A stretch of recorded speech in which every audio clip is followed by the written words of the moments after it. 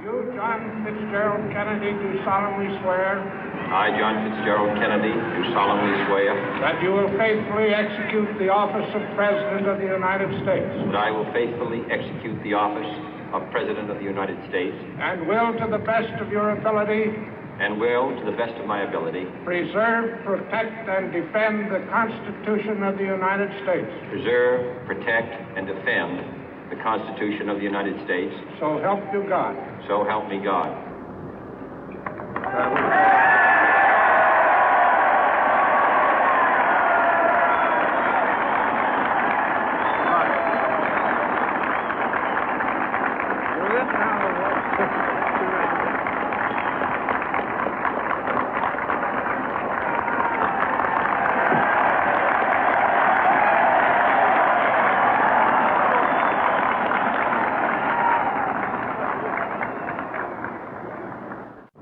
Vice President Johnson, Mr. Speaker, Mr. Chief Justice, President Eisenhower, Vice President Nixon, President Truman, Reverend clergy, fellow citizens.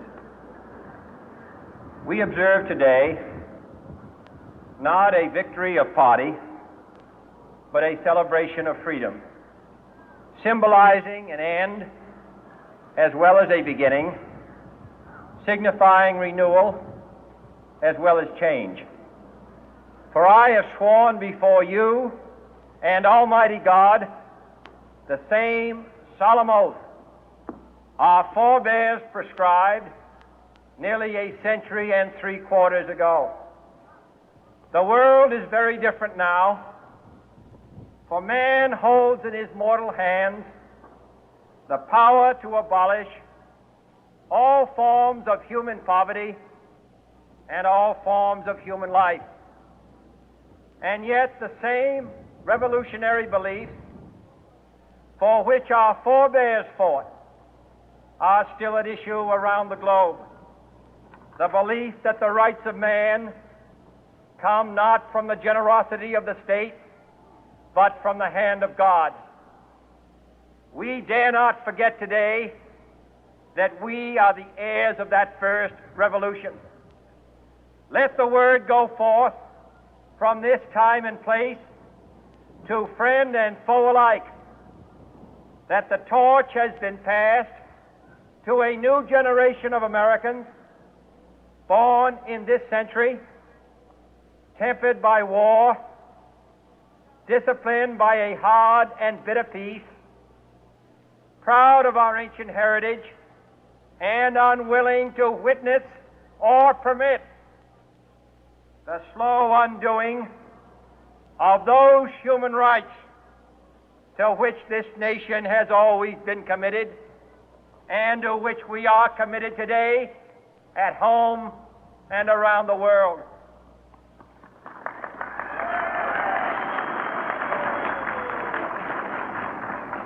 Let every nation know, whether it wishes us well or ill, that we shall pay any price, bear any burden, meet any hardship, support any friend, oppose any foe to assure the survival and the success of liberty.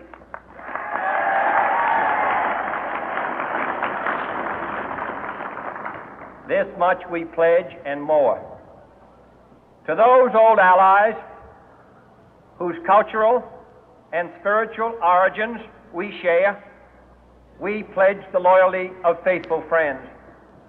United, there is little we cannot do in a host of cooperative ventures. Divided, there is little we can do, for we dare not meet a powerful challenge at odds and split asunder.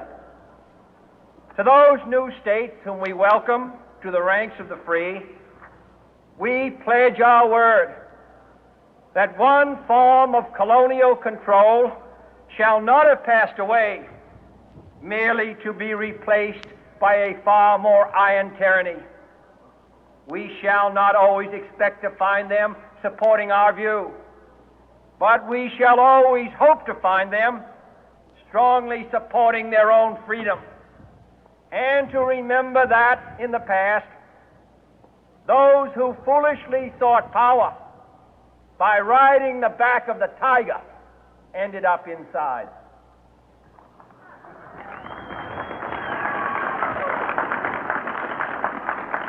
To those people in the huts and villages of half the globe struggling to break the bonds of mass misery, we pledge our best efforts to help them help themselves for whatever period is required, not because the communists may be doing it, not because we seek their votes, but because it is right.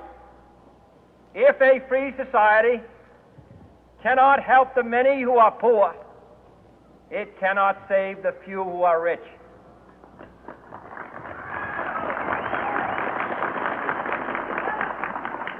To our sister republics south of our border, we offer a special pledge to convert our good words into good deeds, in a new alliance for progress, to assist free men and free governments in casting off the chains of poverty.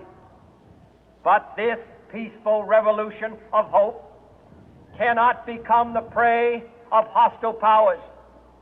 Let all our neighbors know that we shall join with them to oppose aggression or subversion anywhere in the Americas. And let every other power know that this hemisphere intends to remain the master of its own house.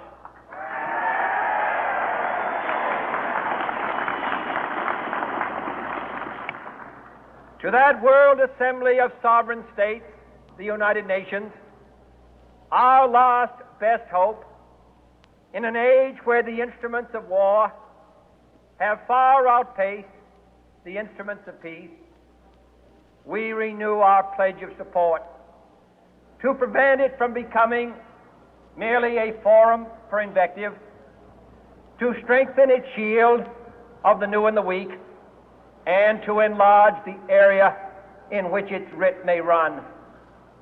Finally, to those nations who would make themselves our adversary, we offer not a pledge, but a request that both sides begin anew the quest for peace. Before the dark powers of destruction, unleashed by science, engulf all humanity in planned or accidental self-destruction, we dare not tempt them with weakness, for only when our arms are sufficient beyond doubt can we be certain beyond doubt that they will never be employed. But neither can two great and powerful groups of nations take comfort from our present course, both sides overburdened by the cost of modern weapons, both rightly alarmed by the steady spread of the deadly atom, yet both racing to alter that uncertain balance of terror that stays the hand of mankind's final war. So let us begin anew, remembering on both sides that civility is not a sign of weakness, and sincerity is always subject to proof. Let us never negotiate out of fear, but let us never fear to negotiate.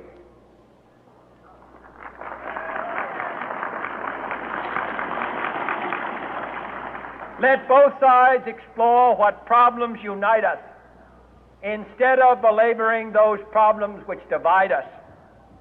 Let both sides, for the first time, formulate serious and precise proposals for the inspection and control of arms, and bring the absolute power to destroy other nations under the absolute control of all nations.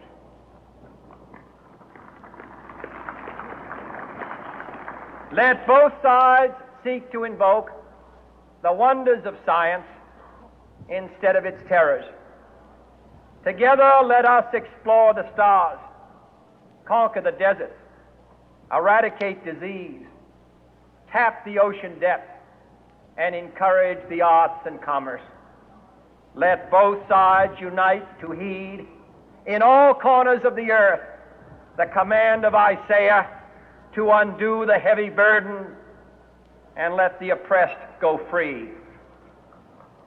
And if a beachhead of cooperation may push back the jungle of suspicion, let both sides join in creating a new endeavor, not a new balance of power, but a new world of law, where the strong are just and the weak secure and the peace preserved. All this will not be finished in the first 100 days, nor will it be finished in the first 1,000 days, nor in the life of this administration, nor even perhaps in our lifetime on this planet. But let us begin.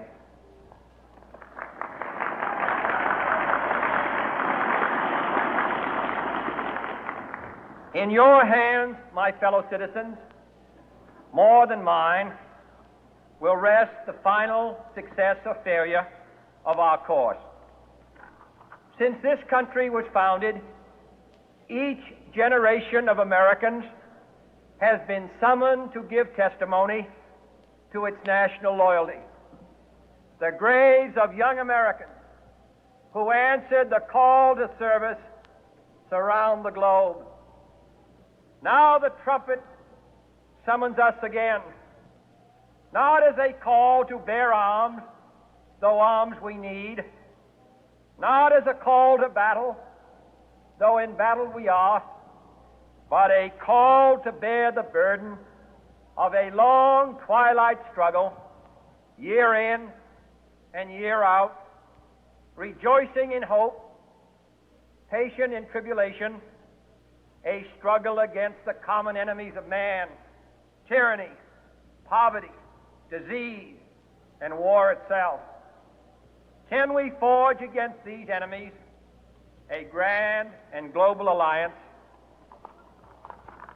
north and south, east and west, that can assure a more fruitful life for all mankind? Will you join in that historic effort?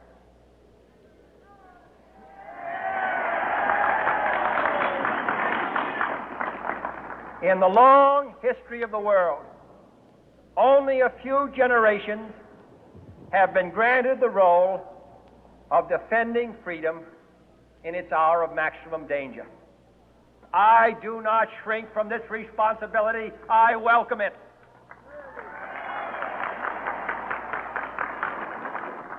I do not believe that any of us would exchange places with any other people or any other generation. The energy, the faith, the devotion which we bring to this endeavor will light our country and all who serve it.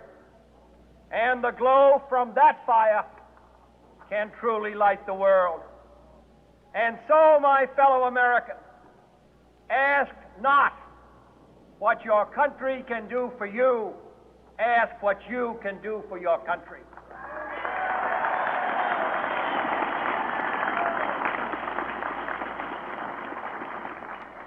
My fellow citizens of the world, ask not what America will do for you, but what together we can do for the freedom of man.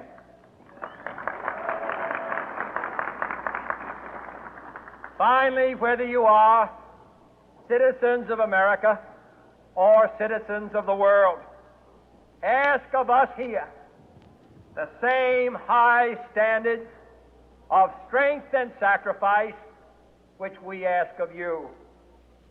With a good conscience, our only sure reward, with history the final judge of our deeds, let us go forth to lead the land we love, asking His blessing and His help, but knowing that here on earth